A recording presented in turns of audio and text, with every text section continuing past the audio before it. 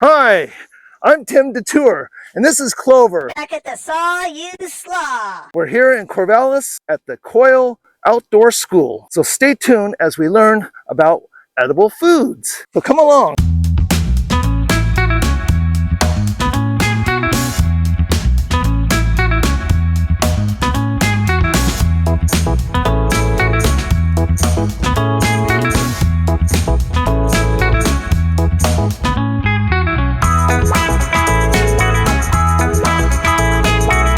We got apples, we got blackberries, we got pears, peaches, plums. They're all in the rose family.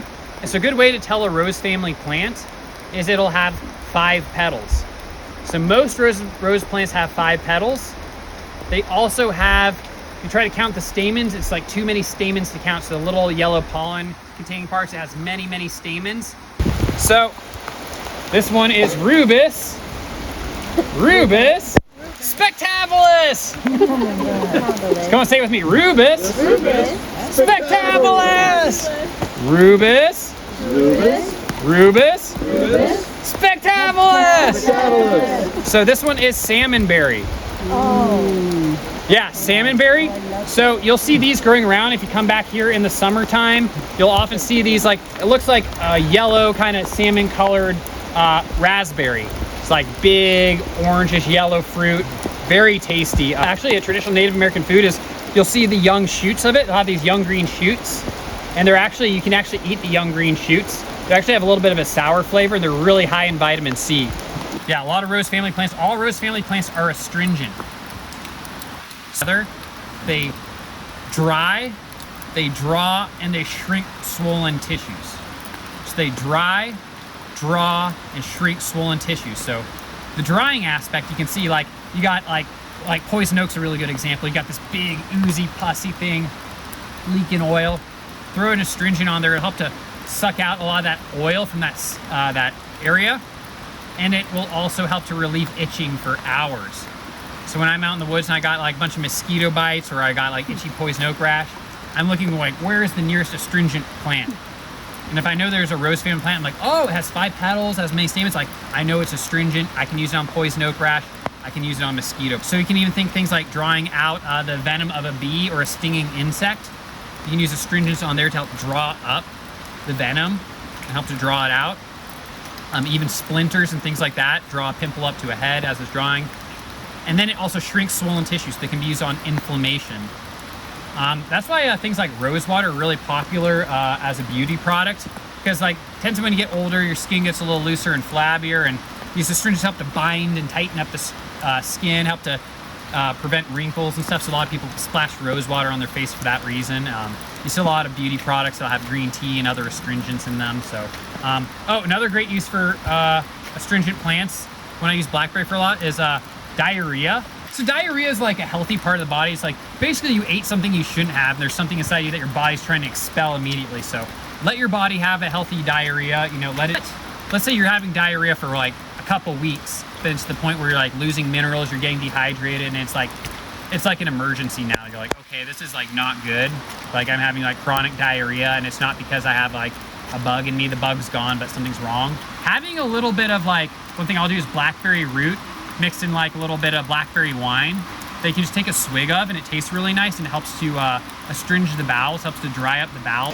All astringents are gently antimicrobial as well. Usually because it has astringents in there, because it's helping to draw and knit the proteins together, so you have the skin that gets cut open. It helps to draw, knit the proteins together, seal things up. So astringents are really good for sealing up wounds and speeding up the healing process. I just want to show off this plant really quickly here. You can see a little bit growing down here. This is like a smaller version. Maybe you've seen this one. Imagine this one growing like multiple feet and crawling up your greenhouse and on your house, and maybe see it as like a kind of weedy thing in your garden. Walk for kids. I remember this one kid, I showed him it, he just covered his whole body. He was just walking around just really stoic, just like, I like this plant. I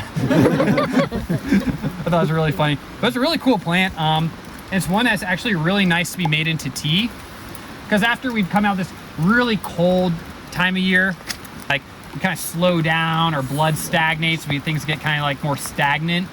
And then as the spring comes out, our blood starts to flow, it starts to move quicker, it starts to warm up, it starts to go out to the limbs, away from the core, and out to the limbs, out to the periphery.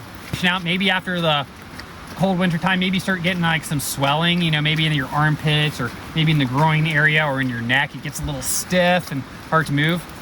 That's usually a sign of lymphatic stagnation. So we have these lymph nodes in our body, and they're essentially like these filters in our body.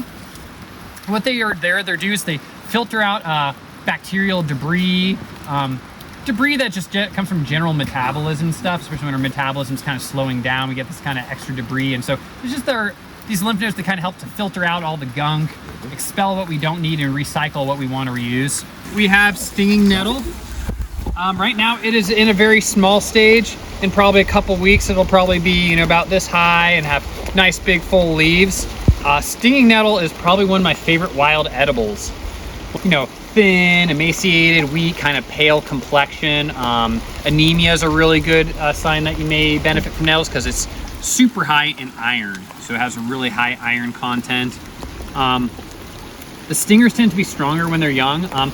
Some people are really sensitive to pain. I'm not quite as sensitive to pain. And actually these stings give an enormous amount of benefits. Almost every plant walk I give, there's someone who swears by using nettle stings for the arthritic limbs and getting like multiple, like a couple weeks of pain relief from just like one day of stinging. And usually when you get stung by them, it's like, you get this kind of like, first it's kind of like a little bit owie. It feels like almost like a sting, but then it kind of settles and it feels like this like, almost feels like you sat on your arm. You get this like pringly, tickly sensation like you're, yeah. So using the orange spores at the bottom, back of sword ferns can help to potentially alleviate the sting from nettles. If I just stick this raw in my mouth, which I've done before, it's going to sting the inside of your mouth, and they're like, oh, and sting the inside of their mouth and try doing the rest of the talk.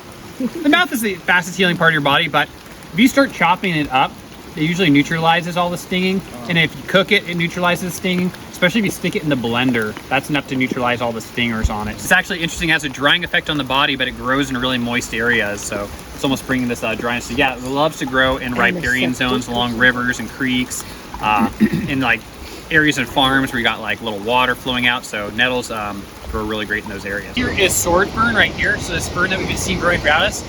And if you look underneath the leaves, you'll see the little spores. So it's like got these little dots underneath it. If you look underneath the, and cool fact about sword fern, they can live to be like 700 years old.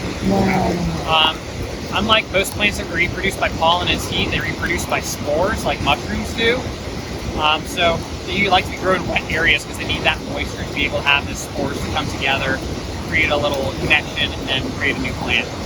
So here we have Oregon grape. This is the state plant of Oregon. The state flower of Oregon is Oregon grape. So represent.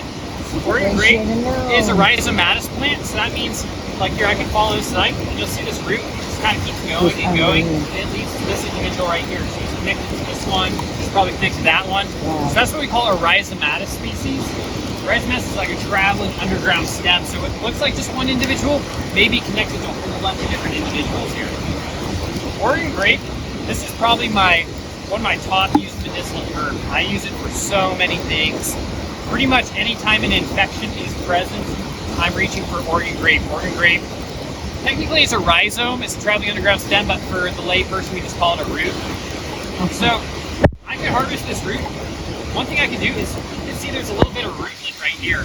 So if I chop off this Oregon grape right here, and I harvest the rest of this stem, so let's say I cut it off right here and I leave this little bit of root, I can replant this crown. Cut it right here, replant it, and then just harvest this section. Bitters. And it for good reason. So bitters, they have a reflex action upon the tongue. So a reflex is something when as soon as you taste it, it causes a cascade of effects throughout the digestive tract. Look how beautiful that yellow color is. So the inside is this beautiful yellow color. And then, so I'm going to take a little taste of it. Right off, very bitter. One of the first things I'm noticing, it increases salivation. There's more saliva in my mouth. Saliva is like one of the first parts of digestion because it coats the food, it helps lubricate it so it can smoothly go down the esophagus. It is full of salivary enzymes, so things that help us to digest carbohydrates. So it's the first part of carbohydrate digestion is through our saliva. Once it gets into the stomach, bitters are increasing the amount of bile that's excreted from the liver. So if you have trouble digesting fats, you eat a really fatty meal and you're kind of like, oh god, I ate too much fat. that's a really good time for using Oregon grape. Like take it like, ideally like 10 to 15 minutes before the meal. Right here really quickly. So this one here, we notice it has these leaves. You see all these leaves growing around there? What does that shape remind you of? Heart. A heart, yeah. So this is a heart-shaped leaf. We call that a chordate leaf. This one here is actually called wild ginger or Sarum caudatum. I just broke a little bit. If you just smell that little bit at the end, I'll break up another couple leaves and so other people can get a little smell. I really like working with this, but then I learned, so it's in the Aristolochiaceae family. Can you all say that with me? Aristolochiaceae. Aristolochiaceae. It's a plant family name that everyone loves to say. Aristolochiaceae. So unfortunately I learned that wild ginger has aristolochic acid. Big surprise. Super neurotoxic, so I no longer eat it. This here is big leaf maple. Wow. So this is a big leaf maple tree. Like big leaf maples are my all-time favorite trees. You can actually tap them for maple syrup. I've never tried it. I heard they're not as plentiful as the sugar maples. But my favorite thing to harvest off of them is during the early springtime, they produce these maple blossoms. It'll be like this long string of yellow flowers.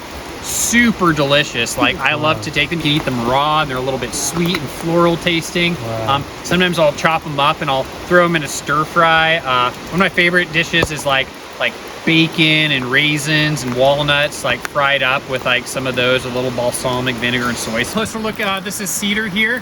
We can kind of see how the bark kind of like comes off, like Dan was talking about. So cedar bark is, one thing it's really nice taking the fronds and like burning them like as like a smudge, so it kind of helps to disinfect the air things, and they're also antimicrobial, antifungal, antibacterial. So in the way when we burn these herbs and stuff and we release them into the air, the smoke is actually antimicrobial in itself. Yeah, it's not quite like, essential oils are really strong and concentrated, okay. So the herb itself burning should not be an issue unless you have a really sensitive animal, but you know, it'd be like they'd be sensitive to any kind of smoke. I don't think cedar is any particular thing. Okay. The one way I do use cedar internally occasionally is it stimulates the innate immune system. So has there anyone heard the difference between adaptive and innate immunity? Well, I'll give you a little thing. So essentially, you know how they say like, oh yeah, I'm going to let myself get sick with the flu this year naturally so my body can get its own like innate defenses and get used to the bug? That's our adaptive immunity.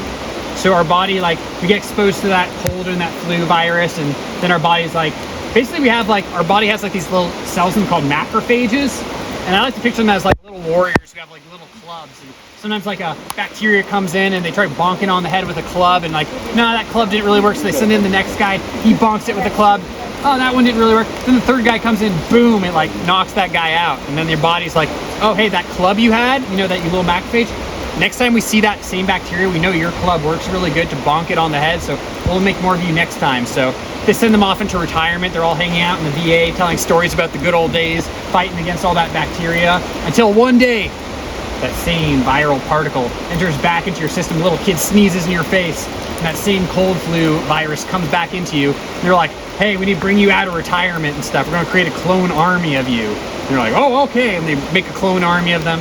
That's a weird way of describing our adaptive immune system. It's more complex than that, but that's the fun way of describing it. That works pretty good for me. Yeah, but our innate immune system is like, something comes into you, like let's say like I went to Hawaii recently, so there's probably all kinds of things there I've never been exposed to because I'm in a whole new environment.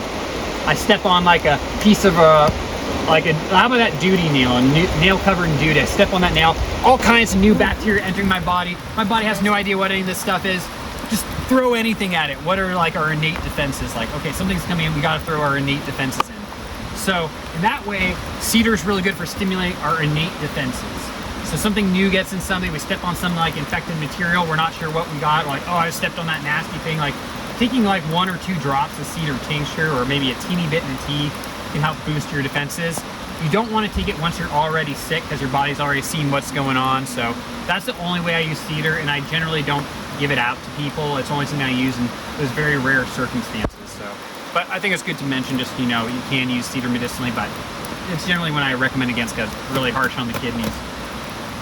Okay. Hello, my name is Logan Keister. I own my own company, No Type Botanica, where I specialize in herbal education, doing clinical herbalist consultations, helping people with their health, making herbal products, and just exploring beautiful places like this to give live plant walks like we just completed now. So I've been practicing clinical herbalist since 2018, but I've been working with plants and herbs since I was a small child growing up here in the Pacific Northwest. So if anyone is interested in learning more about me and checking out my work, you can find me at notibotanica.com. That's N-O-T-I botanica.com.